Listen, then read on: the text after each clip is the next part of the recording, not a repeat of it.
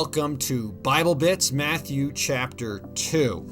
And we're going to be looking at Matthew chapter 2 and talking about, significantly, two kings. So we got Jesus and the Magi appear to him in Bethlehem, and all this is framed by King Herod's interaction as he hears the news and seeks to snuff out this potential king of the Jews. So again, we're not going to read through the stories, but we are going to make you do that work, but try to have some commentary on what takes place in the story. And one thing to start off with is that Matthew has a variety of Old Testament citations, and he has there's a lot of themes and kind of allusions to, but three of his, according to one count, he has 10 direct Old Testament citations, and three of them appear in Matthew chapter 2. So he's really cramming a lot in early as we've had the birth of Jesus, and now he wants to help us, using the Old Testament, identify who Jesus is. And that's good because, and fits clearly in with Matthew's kind of flow, because in early on we see that who Jesus is surprising in many ways. And while there are Old Testament connections, most of the people don't know. Most people are surprised, and many people early in the story and later in Matthew's gospel don't understand who Jesus is. And unfortunately, the ones who seem to understand it to some of the highest degree become Jesus's biggest enemies. So we have, the story starts off with the visit of the Magi. Now, even in some of the translation, it says the titles of the different stories of the Bible are not part of the text. They're not part of the Greek text, but they're imposed on to try to help give us some order and kind of understand what's going on. And in some Bibles, it still says the visit of the wise men, but that, from all I've read and leaning a lot on Professor Gibbs's commentary, who quotes some other guys, wise men is not really a very helpful description of these men. The technical term is magi, and often people kind of have some misconceptions about these guys, that they were kings, but that idea never really, there's nothing in the original text to suggest that. In fact, probably they weren't. But it's one of those things. The Middle Ages were called the Dark Ages for a reason, because people they loved, there were a lot, it wasn't just Roman architecture, but a lot of learning, a lot of things were lost or temporarily, for centuries, misplaced. And it wasn't until the 6th century, so the 500s, that people start identifying these magi as kings. The only other place where magi show up in the Bible is in Daniel, and they're not really positive figures there. They're the magi who probably practice a variety of things, but including what Israel would see as clearly out of bounds, dark arts, we might say, as they advise kings. And these magi don't know what to tell the king about his dreams, and it's only Daniel. And Daniel says, I can't tell you, but the Lord told me. That's the only way I can tell you what these dreams mean. And it's not insignificant as we think about Matthew chapter 2, because there's lots of dreams going on in Matthew as well. I used to do some jail Bible studies, and with more regularity than occurred in any other setting, I had people talk to me about their dreams, and often with kind of the idea that their dreams had religious significance. I'm sure certainly it's not unique, but dreams, according to the scriptures, you don't want to bank on them too much. We have very few. There's more instances of, again, we have the Magi who are interpreting things apart from Christ, and those interpretations are both not to be trusted and not really that reliable. And everybody who interprets dreams in the Old Testament, Joseph, Daniel, they all come out and say, look, I wouldn't know what to tell you. I wouldn't know what to tell you except the Lord told me. But Joseph has dreams, and Joseph in the New Testament has dreams. Again, a connection that's intriguing because there's a lot of overlap. Joseph, the dreamer, he leaves to go to Egypt. He's rejected by his brothers, and yet even though his brothers reject him and do him dirty, he nevertheless says, don't worry, that when they come back to him, they think he wants revenge, but what Joseph wants is forgiveness and mercy. And he says, don't worry, you did it for evil, but God intended it for something good. And that's quite a nice introduction, or as we think about the Gospel of Matthew, and we think about Jesus' ministry, he's rejected by his brethren, and they mean it for evil. The cross, well, the question, why is Good Friday good? But God intends it for something good. And again, you got Joseph with these dreams leading to the salvation of not only Joseph, but also for God's people. In the Joseph, the Old Testament story, the sons of Jacob need food, and they wouldn't have it, except that unbeknownst to them, in Egypt, Joseph is already there, and God has prepared a way. But that's some dream connections. And likewise in Joseph in the Old Testament undergoes a lot of suffering, and it seems like it's like, why does this keep happening? Just like Jesus will undergo a lot of suffering, including the terrible suffering of the cross. But God has a plan to use such suffering for our salvation. It's interesting.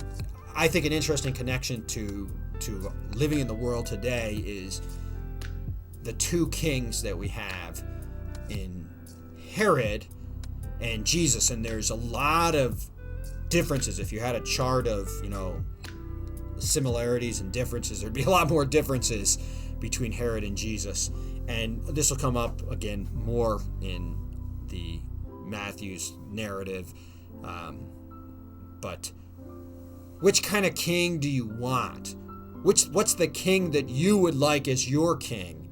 On the one hand, Herod is a very successful king. He's politically successful. He gets things done, and including some quotes that are often relied upon about Herod say basically that he was very politically astute. He was very loyal to Rome. He was a great builder, and he was good at getting rid of his competition.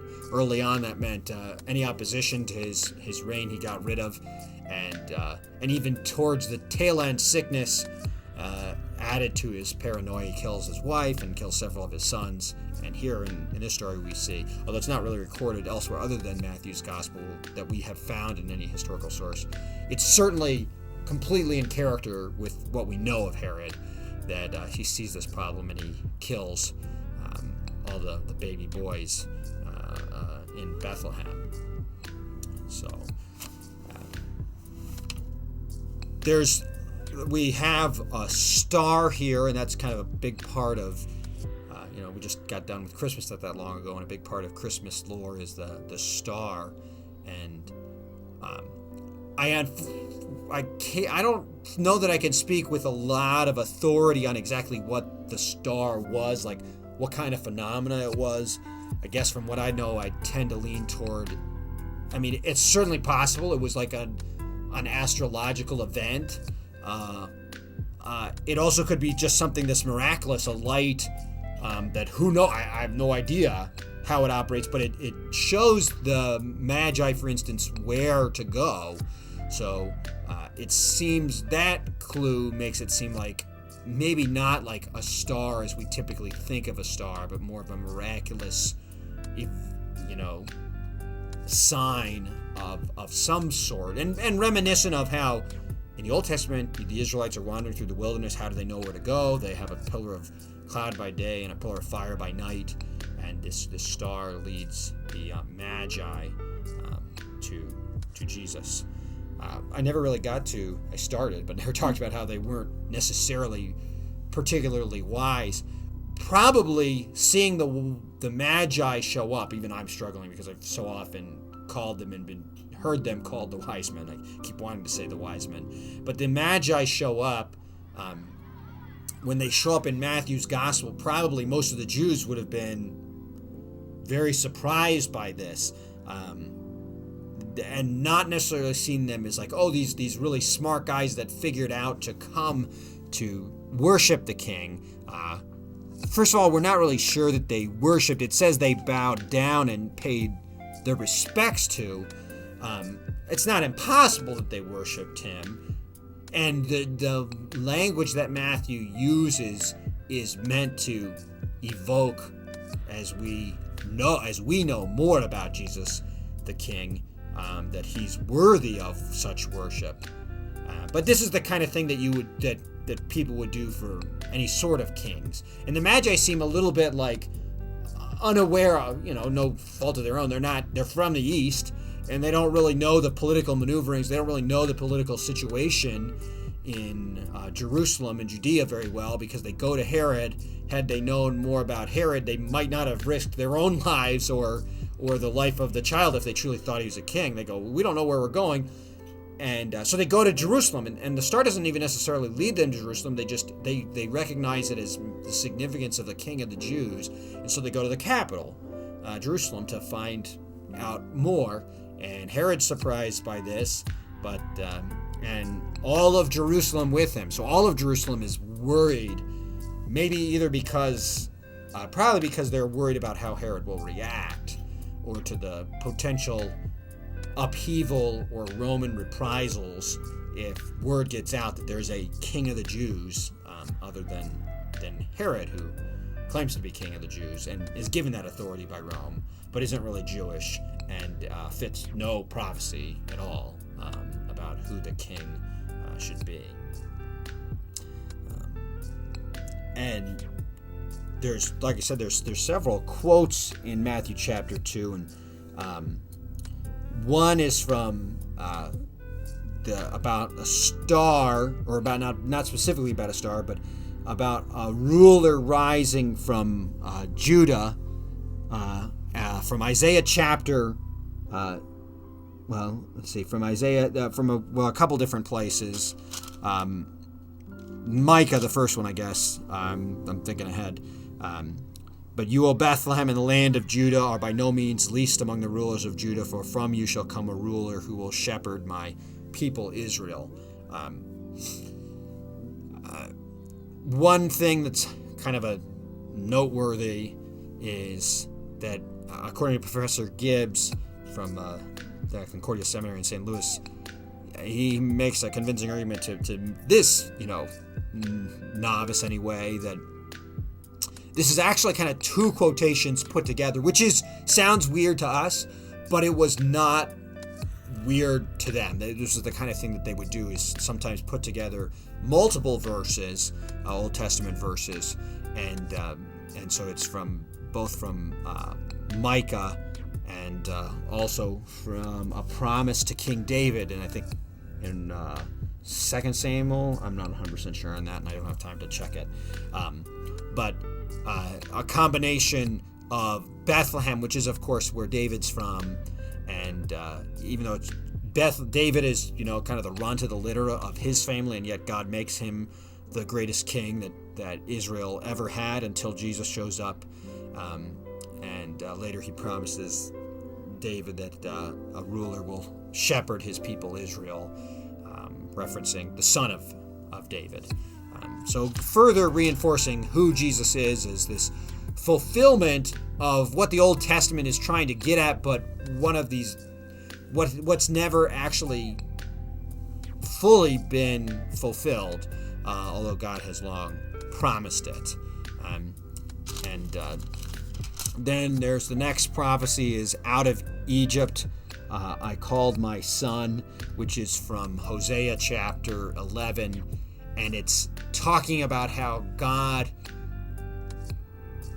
saved, how he views Israel in the Old Testament is seen as God's son. Even in Exodus, when Moses is talking to Pharaoh, he says, let my son Israel go, and if you won't let my son go, I will take the life of your son. So he refers to Israel as his son, and Hosea here does likewise. And Jesus is coming to kind of redo what Israel did. That's why these quotations are put in there, is to help us understand that Jesus is not just some Johnny-come-lately. This isn't just something entirely out of the blue. Jesus shows up. Rather, this is exactly what God has been planning. It's what God had intended to do, right? God acts in good faith, even though, it seems like God knows what's going to happen. I think God acts in good faith, that when he talks to Israel, when he talks to David, when he talks to Abraham, he's trying to genuinely offer them a good deal. He's trying to help them. But Israel doesn't. They get a good treaty, but they can't even keep it for 40 days. Moses comes down the mountain and they've already broke it. And this was God wanted. And if you just looked at it not from like a holy perspective, but just like from a treaty perspective, what God offers Israel is a great deal. But Israel can't follow their sides of and what Yahweh asks of them is not unrealistic. We know that humankind is sinful, but God doesn't demand that they are without sin.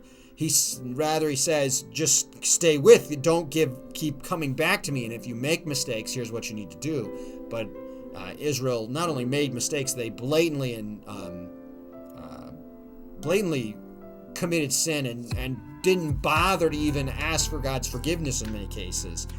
And so the whole project, it's meant to be God works through this family, through Abraham, and then through this nation, to show the world that he has a better plan. But of course that whole plan falls through because Israel doesn't do a good job. And so Jesus has come to do what God had always planned to do, but because of Israel had never done. But so Jesus is the true Son. And the last quotation is, a voice heard in Ramah, weeping and loud lamentation, Rachel weeping for her children. She refused to be comforted because they are no more. This is from Jeremiah, and it's a really pivotal, it references a pivotal point. In this case, Rachel is kind of seen as the mother, idealistically or symbolically, of the nation. But during the exile, a terrible, terrible time, a punishment for sin and for disobedience and rebellion against Yahweh. But it was a terrible time, and people are carried off. There's all kinds of tragedies and atrocities that go on. And so Jeremiah says Rachel is weeping for her children, not like a mother who there's nothing you can say because she's lost a child. There's no words. There's no comfort that can be provided. Nothing to stop her from being upset, and because of sin. And again, it's supposed to help us connect to the Old Testament story, the exile. Again, Jesus is going into exile. Like, he's chased out of Bethlehem because in this case, because of Herod coming to kill him. Just like Jerusalem and all those folks were killed most directly by the Babylonians, these foreign evil kings who were doing evil. Of course, God was using it for a purpose. But all of these quotes are supposed to help us connect Jesus to the Old Testament and to, like I say, this kind of what God has always intended to do. And that's how Jesus is going to carry on in the future too. What had God originally intended, and how can this situation be rectified? How can the people of Israel come back to the Lord? How can God fix this rift between God and his people, and in a larger sense in the world? So curious, are those quotes supposed to be mostly symbolic, or are they actual recountings of what's happened or went on? I think there are connections, and I think they're in those cases they're often bigger picture than what we do with them. Often we think, okay, this is kind of, here's a connection. It says something about this in the Bible, but it's really it's really meant to help connect us not just to a single verse, but more impressively, I would say, to the whole arc of the story of the Old Testament, to themes and to the goals which are presented in the Bible in the Old Testament. So Jesus is not just the fulfillment of a single verse, but actually of the plan and project of the Lord. Thanks for joining us for another Bible Bits, and we'll come back with Matthew chapter 3 next week.